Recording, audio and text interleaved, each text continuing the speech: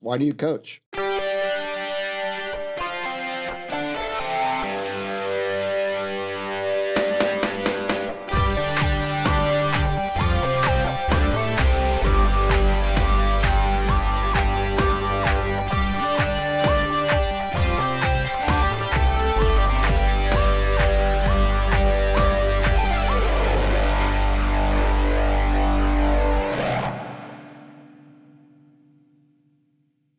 Welcome to the Nick Anthony Show. I'm Anthony. And I'm Nick. How you doing, Nick? I'm good. It is summer here. Is it? Yeah, it's summer. Not Well, almost officially, summer. but yeah. So I'm not great in the heat. Oh, So yeah, it's not hot in here. So that's good in Rip Roaring Studios.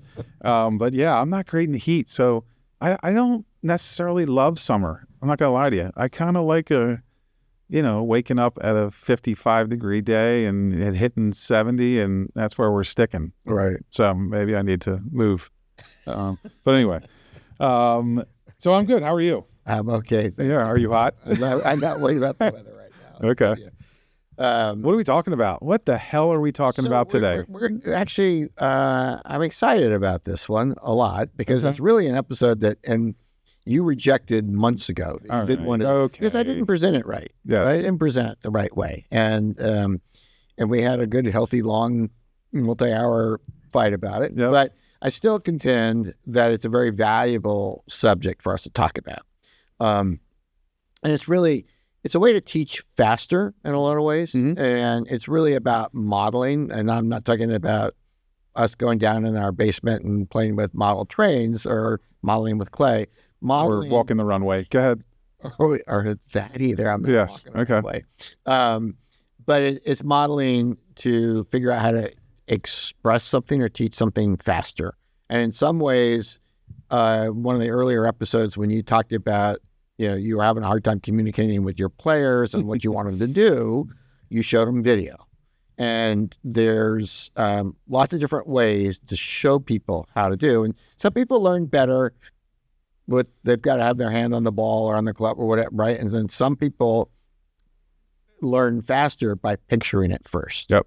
And, it's really smart people learn from their mistakes, right? Smarter people learn from other people's mistakes. Mhm. And the smartest people avoid mistakes, right? By picking the right models in the first place, right?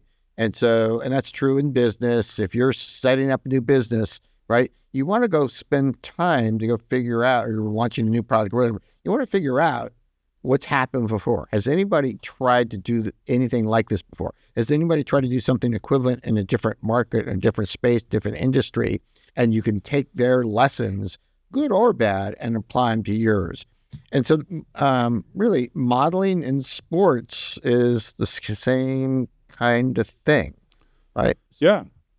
I agree. I think, a lot of this comes down to the education and the ability to teach, right? And as you said, I couldn't verbalize what I wanted Right. this team of ninth graders to do. So at the point, it's funny. We've joked or we've talked about it, but when I showed the film of Kansas and North Carolina basketball, because they played similar styles at the time, I was desperate. I was like, this is all I got, guys. This is the only way I can show you what we need to do or how we want it to look.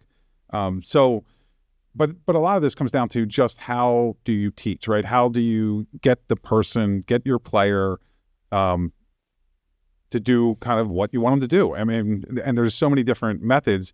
And I do think this is a fascinating thing because this really goes into the teaching part, right? This is where coaches are teachers and figuring how to do it. I don't know how you were.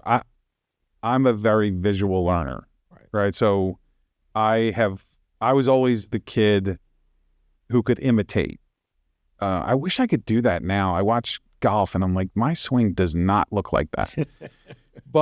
But as a kid, I remember just going in the backyard and being like, this is what Jordan does. This is what Rex Chapman does. This is what Steve Alford does.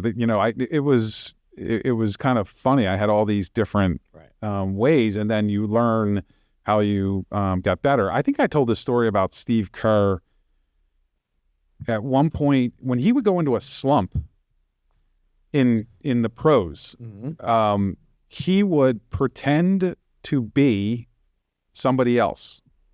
So he'd go to practice like during practice, to get himself out of, because he realized that as when he was like kind of the scout guy, right? Scout team. He was almost playing a role. He was being somebody else, right? And so I remember hearing an interview with him where he says that when he was kind of trying to figure things out, or his game wasn't where he wanted, he would pretend to be Jeff Hornacek. I think it was Jeff Hornacek, who was a good player in the NBA, who he obviously admired, and he found that he played better sometimes as somebody else. So, I mean, just again, tricking your mind how to learn, right? I mean, that necessarily wasn't a coaching; that was an internal thing. But it's still modeling. It was I mean, and that's the way I learn. That's the way my son Kevin learns. He's an imitator. He's very good at kind of imitating that way. Where my other kids, Carly and Amy, I think are more, kind of the do. They have to do it. They have to do it. They have to repeat it. They have to have it explained. And I don't necessarily. I think maybe it's probably has a lot to do with your ability to verbalize and your listening skills. And I don't think I have either one. At a high level. So anyway, but we're not saying, or I'm not saying anyway, that modeling is the only way to teach, just for all the very reasons you said. But I will say, and I contend that if your athlete or your student or whatever is here, and you're an outsider as a teacher, right, trying to get into that student or athlete, if one way doesn't work, right, bad teachers just keep saying the same thing over and over and over again. Good teachers do exactly what you did as a coach, right? And that is verbally, this is not working with this team. I need to try a different way. And then really good teachers, that still doesn't work. And they keep going, they keep trying different ways to do it. And for me, I'm going to just talk about a technique that I've used that works with some people. And I'd say a lot of people actually. And it's really, I have somebody watch a skill, especially a new skill, right? You're talking about going out in the yard, practicing all that. But at some point, you had to get the image in the first place, what you're trying to do. Yes. Either watch it on TV or you're Stephen Kerr. Like if you watch Hornacek, you saw him somewhere. You just imagine Hornacek out of your mind. But so it's just getting the person to watch it, right? And watch it and watch it and just really get to the point where if they close their eyes, they can still see it. Mm-hmm. So I do that with people. I have people watch it over and over, and then I have them close their eyes until they can picture it again. The visualization. The visualization. Yes. But it's not even them yet. It's still watching, and Steve Kerr's, I'm just going to use your two examples. It'd be like Kerr watching Hornacek do a particular move over and over and over again until he can close his eyes and he can still see Hornacek doing that, right? But then what I do, again, this is just my way, right? And I'm sure there's lots of other ways out there, and we'll talk about some of the other ways. But, and then picture watching yourself, right? And so now Hornacek becomes Kerr. Mm-hmm. So Kerr's watching Kerr do Hornacek's move, right? And then the next thing I have them imagine is putting themselves inside the body. So they're no longer outside, but now they're inside, and they're imagining how it feels actually doing it and not just watching it. Yes. And I found that if I'm teaching a whole brand new skill with a lot of people, not everybody, with a lot of people, it gets them there right away. If they do that for 3 or 4 minutes before they actually pick up the ball or do anything, right? It actually has you get there a lot faster. Yeah. I think it's funny because now that when you were saying it, I think the second part of what you said, visualize yourself. That's the part I could never do. I can't visualize myself. Does that make sense? Yeah. So I could, visualize somebody else. I could visualize the way it would be if I was doing it in terms of in my own eyes, but from the external side of watching myself do something, I could never do that. So I could visualize myself making a basket or like knocking down my foul shots, but I couldn't visualize myself on the outside looking in, which is kind of funny, but a lot of it is because we didn't have film when I played. Right. I mean, so I think if you're, nowadays there's so much video, you video yourself, and maybe that's why I've never really videoed myself in my golf swing because it's a big thing to help you. I think I'm scared to see what I look like. Yeah. But yeah, that part I would say is probably where I skipped. Right. I think that's the hard. My experience is like trying to get people to do this, and I've done it with swimming and with water polo. Right. That's the hardest part for them is picturing themselves doing it. But I think that like when Denise Dillon was on the show, right, she talked about how she has monitors and recording going on in every practice. So I do think it's different nowadays. I think that people are used to seeing themselves. Yes. Right. But so I think that's an important tool. Like a lot of swim teams, right? They have underwater cameras, they have above water, they have all these things, right, to help swimmers see themselves. Yes. Right. How it's actually doing it. But they need to, but if you can get them to do it before you teach this, to visualize it, again, this is just my experience, yes. But they get there a lot faster if they can do those steps. Picture somebody doing it until you don't have to actually be looking at it. Mm-hmm. Right? And then picturing yourself doing it and then actually doing it. Yeah. So those are the steps. Good. Do you have, no, I just, but in today's, so that was hard when I was a kid growing up, right? And a coach taught me that system, used it on me and all that kind of stuff. But it was hard to do that growing up because film wasn't as accessible, right? So, I mean, you've talked about your dad being a coach before. That's another way to show it. But in today's world, you've got so much YouTube material out there. You can get anybody doing almost anything, right, out there. Yes. And I just literally last night, a dad was texting me saying, you know what, I wish my daughter were better at this and this and this, but, she's not relating well to the coaches. Can't really get it, can't break through. I'm like, have you tried YouTube? Yeah. You're like, that's a great idea. So, and that's a parent being the coach, right? Ideally, right, the relationship with the coach and the player would work out. But as a parent, you don't stop if your child needs a breakthrough. But there's tons of stuff out there for YouTube. So just go watch it on YouTube. And then all of a sudden you have a visual model of somebody really good executing it really, really well. Yeah. So this is a little outside. This is different than the video or kind of the YouTube thing. But one thing I've always found interesting. So wrestling, college wrestling, so I had hired our current wrestling coach years ago. And I frankly didn't and maybe don't know a lot about wrestling. I know enough to be dangerous. But when I talked to the student athletes before we made the hire, they said, well, the coach needs to be, they said, a former All-American, and I was like, well, hold on, walk me through that. Why does that matter? And they were like, well, they need to be on the mat with us. And so do the assistants.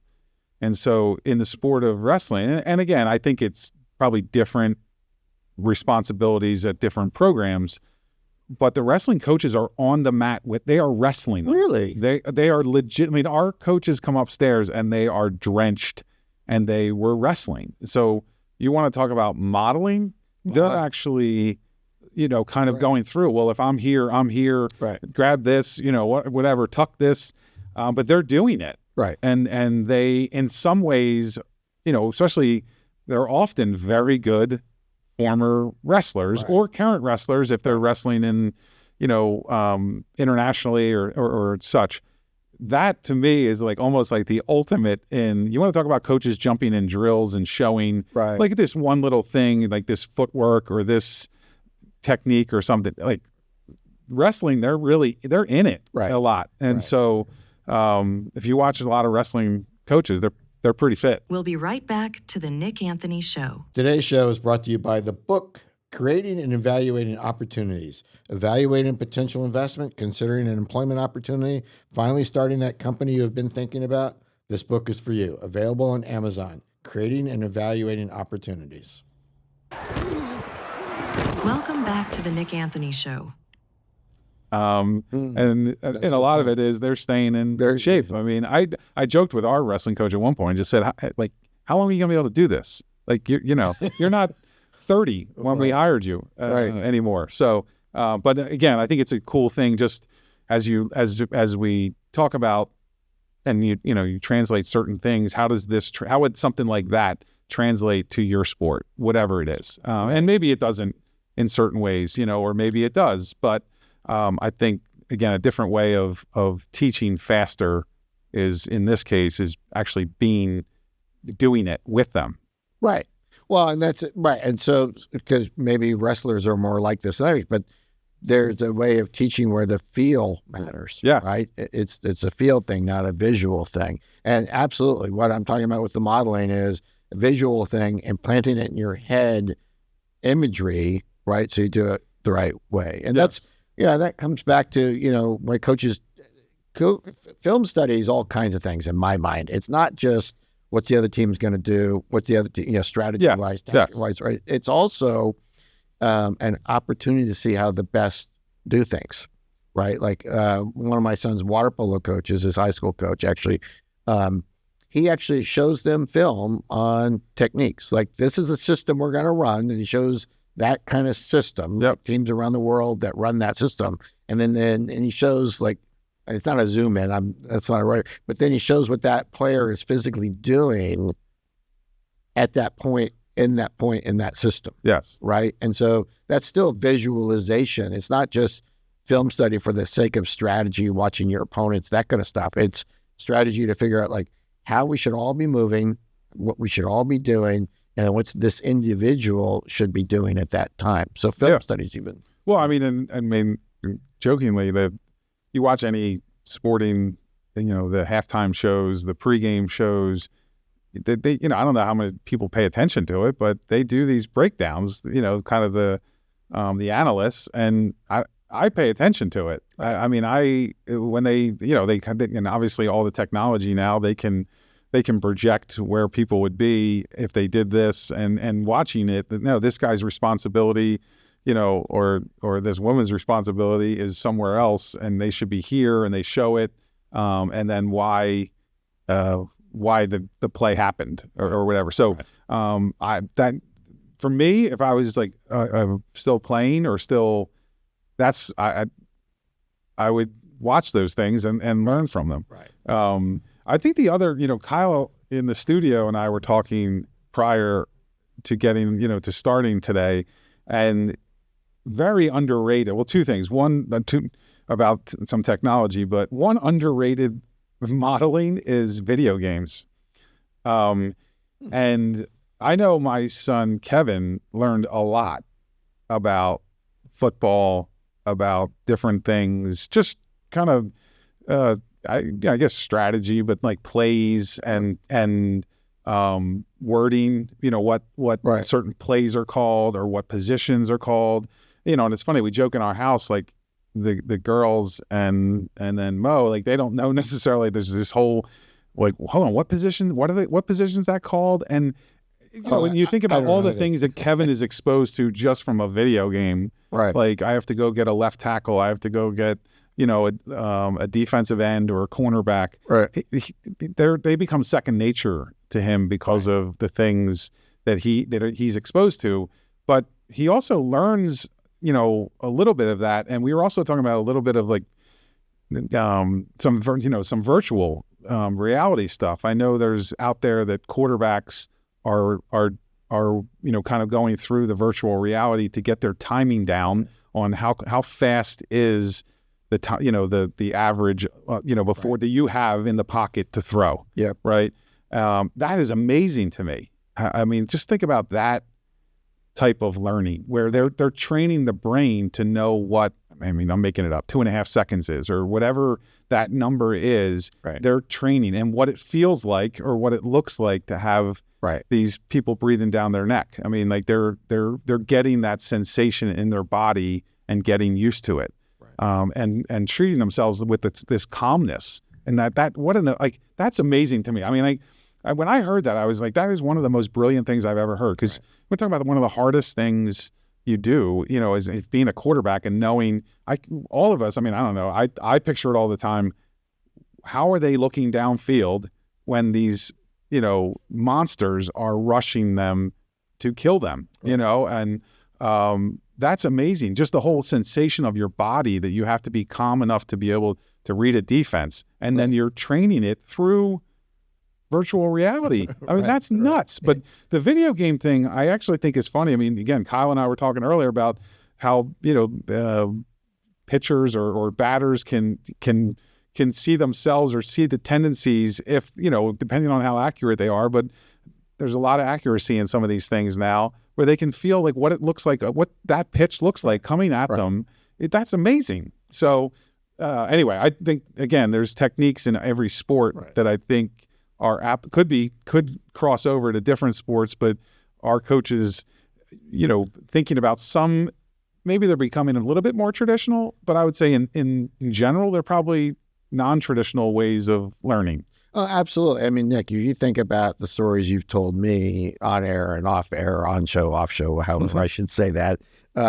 Your dad modeled for you. Oh, right. Definitely. He's the one that showed you footwork and, all that kind of stuff, because he was a coach and he coached you and all that kind of stuff.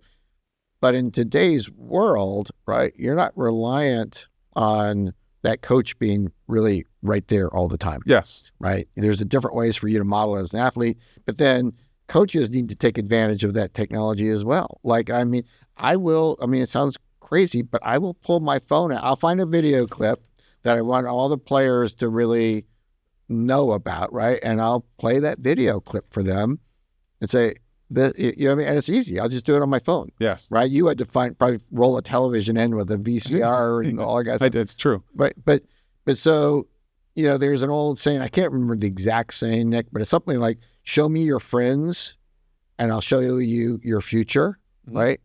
So in today's world, right, you're not limited to your physical friend. And I'm not talking about social media where people aren't attached emotionally to others, right? But what I'm talking about is you're not stuck just looking at the best kid in 2 grades above you as your model, right? You can go look up anybody and say, this is what you're trying to do, right?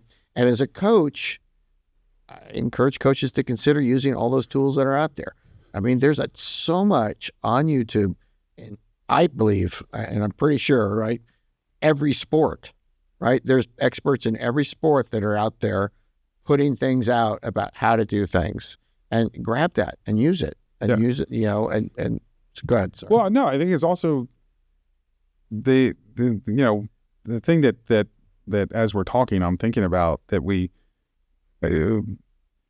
touch on is in some ways, but it isn't just modeling the actual technique or the strategy or the sport specific. It's behavior, right? I mean, we're going to have a special guest coming up, Carly Gannon, and we touch upon some of the things that leaders do, or becoming a captain, right? And it, in ways, when you become a leader, whether it's the coach itself, but if it's a player on the team, is you're modeling behavior that the culture of the team should be, right? I mean, that you want them to follow, whether that's being a fountain and high energy, right? If that's being a team first, if you model that as a leader, right, you are teaching that.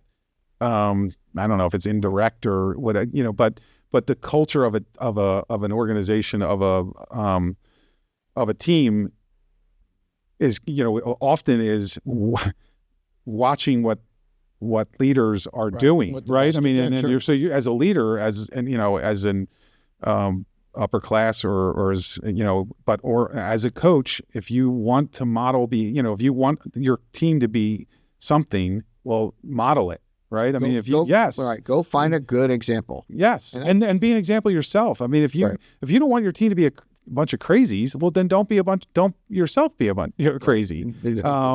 So, or balance that with your assistants or with your support staff. But I think that is really important. I mean, I think you've always seen, you can point to them how teams were calm under pressure because often their coach was calm under pressure. Right. Right. And they modeled that. And they do model it. It's not just the past tense. So I don't think that part of the modeling or, teaching a little faster is can be ignored. Like, because we talk so much about E and our emotional skills and then obviously related to that, behaviors.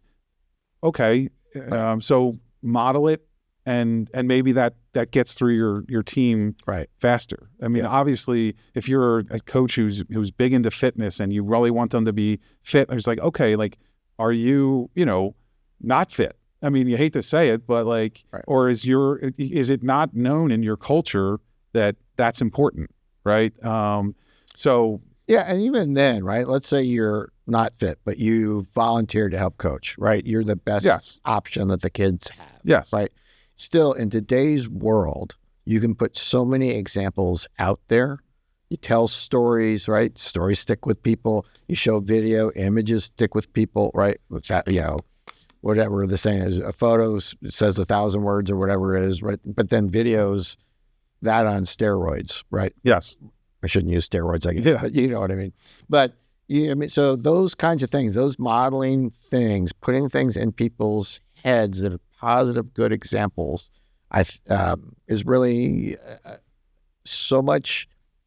It has the potential to happen so much easier and faster now, just because of all the tools that are out there. Yeah. Right. And just there's so much, and there's just so much out there on the internet that you can get, and you can show the people the right way to do it. You don't have to demonstrate it yourself. Yes. And why some people bring outsiders in to help them. Right. Well, right. I mean, it's like, I can only say it the same way or can teach it the same way. It's like, okay, let me bring a consultant in to help me explain something. Right. I mean, there's just so many different ways to do this is it goes back to, okay, reflecting on, I'm not teaching this well, or they're not receiving this well, or et cetera. How do I teach it better? How do I, there's so many different methods. We've talked about it. Modeling or in different ways is one of them. Right. If you can start with the images in their heads about the right way to do it before they can even try it, what I've found is that really shortcuts the learning curve. Yeah. It really makes the learning curve faster. No, I agree. So anyway, all right. Well, thanks, Nick. Yeah, this was fun. You bullied me into the topic. I didn't bully you. No, I'm just kidding. I'm totally kidding. That's not a good word, but no, I'm glad we did. It was fun. Okay. All right. Thanks, Nick. See ya. Thanks for watching the show today. I had a great time talking with Nick, as I always do. Hope you enjoyed it as well. Visit us on social media. Also, go to our website if you've got comments, questions, you want to call me an ugly name, thenickanthonyshow.com. There's a place to do it there. Give us your email address so you never miss an episode. Thank you very much. We'll see you next show.